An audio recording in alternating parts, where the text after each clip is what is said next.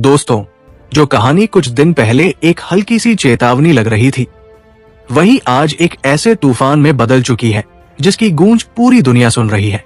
और इस तूफान के बीच भारत एक ऐसा फैसला ले चुका है जो आने वाले समय की दिशा बदल सकता है। सोचिए, अगर एक ही रास्ते पर पूरी जिंदगी टिकी हो और अचानक वही रास्ता खतरे में आ जाए तो क्या होगा? ठीक वही हाल इस वक्त दुनिया की ऊर्जा व्यवस्था का है। सबसे बड़ा झटका तब लगा जब कतर और ईरान के साझा गैस फील्ड पर हमला हुआ। वही जगह जहां से आने वाली एलएनजी भारत के उद्योगों, बिजली उत्पादन और उर्वरक क्षेत्र के लिए बेहद महत्वपूर्ण मानी जाती है। जरा ये तस्वीर अपने दिमाग में बनाइए। अगर किसी देश की गैस आपूर्ति का बड़ा हिस्सा एक ही क्षेत्र से आता हो और उसका रास्ता भी दुनिया के सबसे संवेदनशील समुद्री गलियारों में से एक हॉर्मुज़ जलद भूमध्य से होकर गुजरता हो, तो वहां बढ़ा तनाव पूरी आपूर्ति श्रृंखला को प्रभावित कर सकता है। यहीं से कहानी पलटती है। भारत ने इंतजार करना बंद कर दिया, जैसे अंदर ही अंदर फैसला हो चुका हो कि अब खेल सिर्फ परिस्थितियों के भरोसे नहीं बल्कि अपनी तैयारी के दम पर खेला जाएगा। फिर एक के बाद एक ऐसे कदम उठने शुरू हुए जिन्होंने पूरी तस्वीर बदलनी शुरू कर दी। दुनिया के अलग अलग हिस्सों में भारत की ऊर्जा कूटनीति तेज होने लगी। अमेरिका से बातचीत, ऑस्ट्रेलिया के साथ समझौते, अफ्रीका के तटीय क्षेत्रों से लेकर रूस तक, हर जगह भारत अपनी ऊर्जा साझेदारियां मजबूत करने में जुट गया। ये सिर्फ नए सौदे नहीं थे, बल्कि ऐसी रणनीति थी जिसमें भारत किसी एक स्रोत या एक रास्ते पर निर्भर न रहे। लेकिन असली चाल अभी बाकी थी। भारत ने सिर्फ गैस खरीदने की नहीं, बल्कि उसे सुरक्षित और तेजी से पहुंचाने की क्षमता भी बढ़ानी शुरू कर दी। नए एलएनजी कैरियर्स को शामिल किया गया ताकि दुनिया के किसी भी हिस्से से गैस मिलते ही उसे भारत तक लाया जा सके। अब दूरी सबसे बड़ी चुनौती नहीं रहने वाली थी। इसी बीच एक और बड़ी खबर सामने आई।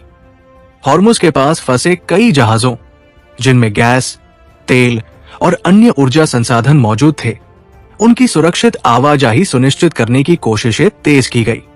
ये केवल लॉजिस्टिक्स का मामला नहीं था, बल्कि ऊर्जा सुरक्षा को प्राथमिकता देने का संकेत भी था। लेकिन कहानी का सबसे बड़ा मोड़ अभी बाकी था।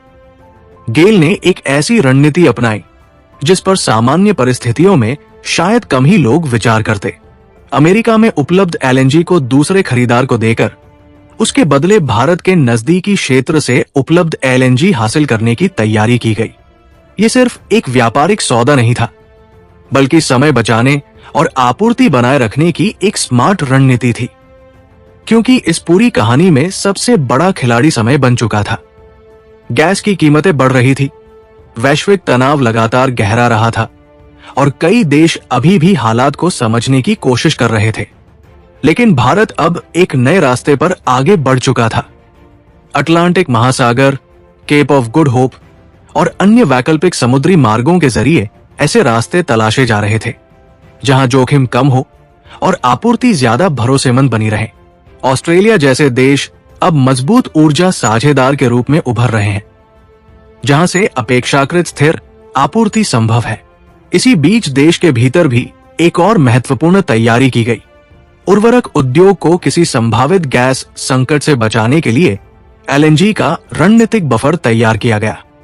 क्योंकि गैस की आपूर्ति बाधित होने का असर केवल उद्योगों पर नहीं, बल्कि कृषि और खाद्य सुरक्षा पर भी पड़ सकता है।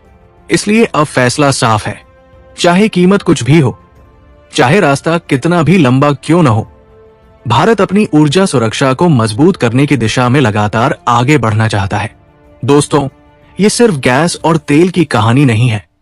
ये उस देश की कहानी है जो हर संकट को एक अवसर में बदलने की कोशिश कर रहा है। अब इंतजार करने के बजाय पहले से तैयारी करने की सोच विकसित हो रही है। और असली सवाल अब ये नहीं है कि हालात क्या है। असली सवाल ये है कि जब अगला वैश्विक संकट आएगा, तब भारत कितना तैयार होगा। अब जो कहानी बन रही है वो सिर्फ गैस की सप्लाई की नहीं, बल्कि वैश्विक ऊर्जा रणनीति के बदलते स्वरूप की कहानी है। जरा सोचिए, जब कोई देश बार बार एक ही दरवाजे से अंदर जाता है और अचानक वही दरवाजा असुरक्षित हो जाता है, तो समझदार खिलाड़ी सिर्फ दूसरा दरवाजा नहीं खोजता, बल्कि पूरी रणनीति बदल देता है।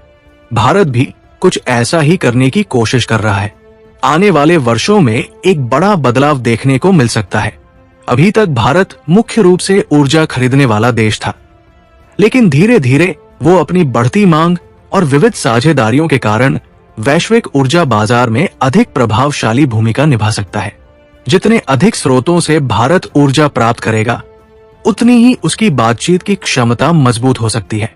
लेकिन असली बदलाव यह है, जैसे जैसे भारत अपनी ऊर्जा आपूर्ति के स्रोतों में विविधता लाएगा, वैसे वैसे पारंपरिक आपूर्तिकर्ताओं के साथ उसके रिश्तों का स्वरूप भी बदल सकता है। इसका मतलब ये नहीं कि पुराने संबंध खत्म होंगे, बल्कि उनमें संतुलन का नया दौर शुरू हो सकता है। यही बदलाव आगे चलकर वैश्विक ऊर्जा राजनीति को भी नई दिशा दे सकता है।